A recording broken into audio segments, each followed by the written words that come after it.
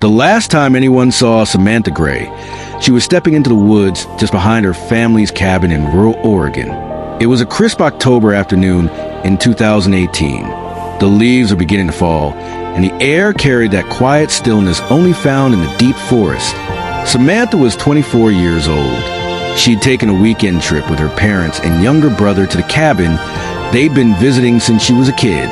No self-service, no internet, just fresh air and hiking trails. A break from city life. She told her mother she was going for a walk.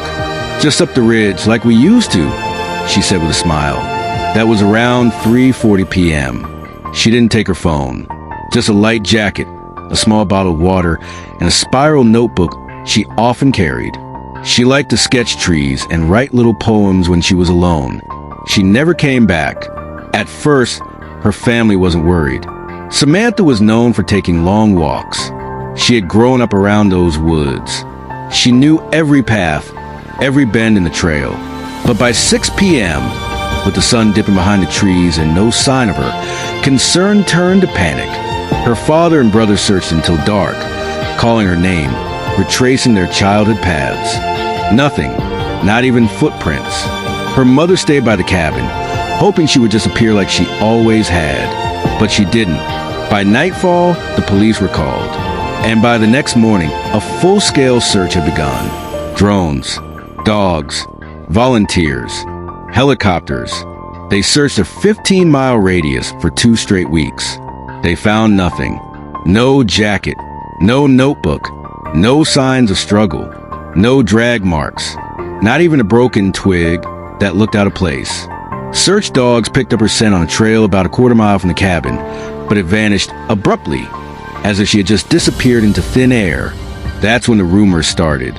Locals began whispering about the woods, how other people had gone missing there over the years. Not many, just enough to keep the stories alive. A teenage boy in 1998, a hiker in 2003, an old man in 2011. No bodies, no clues, just gone.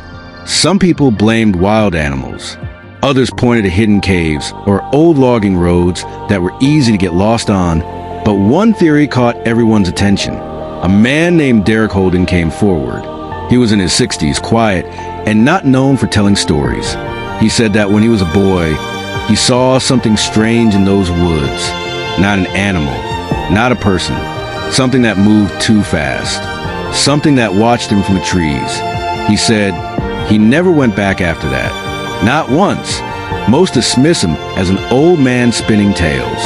But others, especially those who'd lost someone in those same woods, listened closely. As the weeks turned into months, Samantha's case grew cold. The leads dried up. Her family returned to the city, broken and confused. Her bedroom was left untouched. But then, 7 months later, something happened. A hiker found a piece of clothing deep in the forest, torn, weather-worn, caught on a low branch.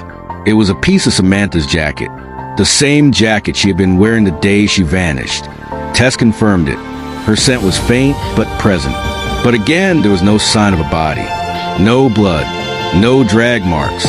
Just a single piece of her, left like a breadcrumb in the middle of nowhere. That area had already been searched several times, which raised a chilling possibility.